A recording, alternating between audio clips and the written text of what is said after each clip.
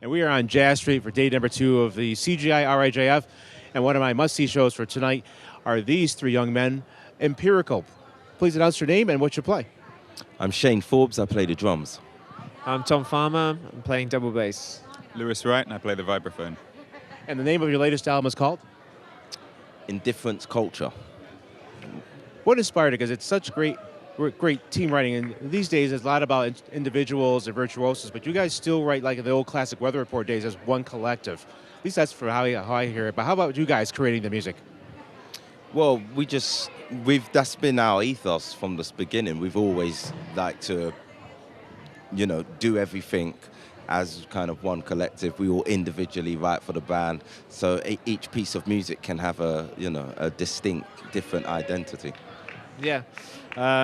So the way our process works is like Shane says, we bring a piece, but then the magic, what makes it an empirical piece is what we all bring to it in the moment. So the actual composition might only be 8 bars long, but the piece lasts for 10 minutes, because we all just bring in something to it. So, yeah. I think over the years we've learned to trust each other in the moment a lot more. So when you write something, you can be more open with it, just because the guys are going to put their own stamp on it. And I think the worst thing to do is kind of overwrite in this situation, because you kind of get less out of the musicians, ultimately. That's true. Speaking with Empirical here on member-supported Jazz 90.1.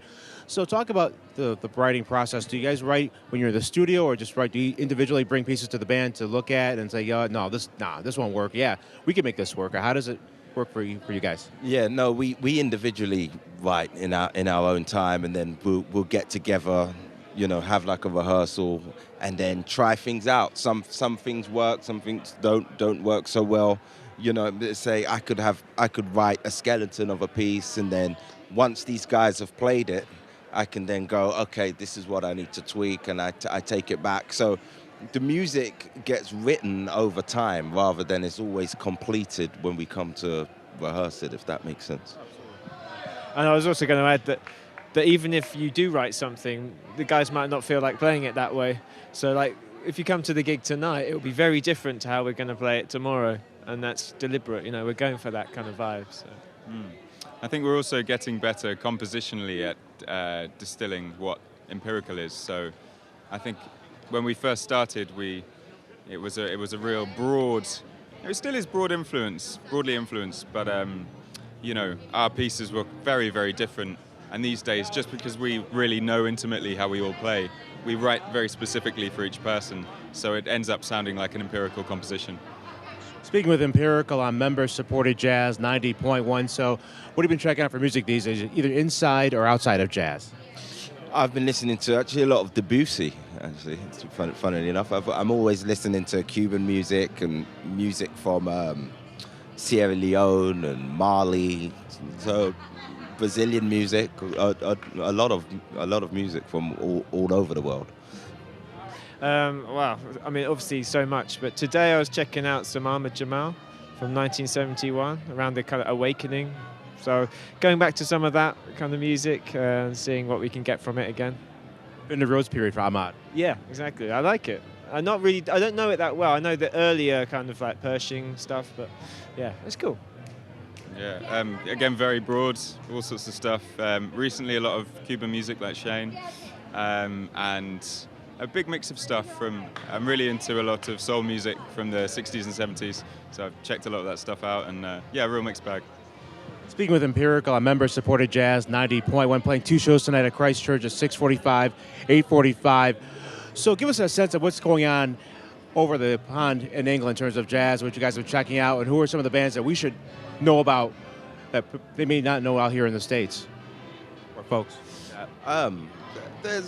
There's quite a mixture of different things happening in the UK. There's Kit Downs has always been great doing his thing. There's Shabaka Hutchings, Nabai Garcia. So the UK seems to be churning out a lot of great creative musicians actually, and it's kind of, I think it's sped up as well over the last. They seem to be coming in the tens now, and a lot of these young musicians are playing really well, and you'll catch them. Your word is getting around about them globally now, which is great. Yeah, I'd say in London particularly, there's a lot of different scenes within jazz. So, yeah, some of the names Shane was just saying, they've kind of carved out a little niche, and there's a little bit of buzz around that at the moment. But then there's scenes for like more straight ahead music and more contemporary stuff like we do. So I think that's a good thing about London. It's really, there's a lot of room for everyone.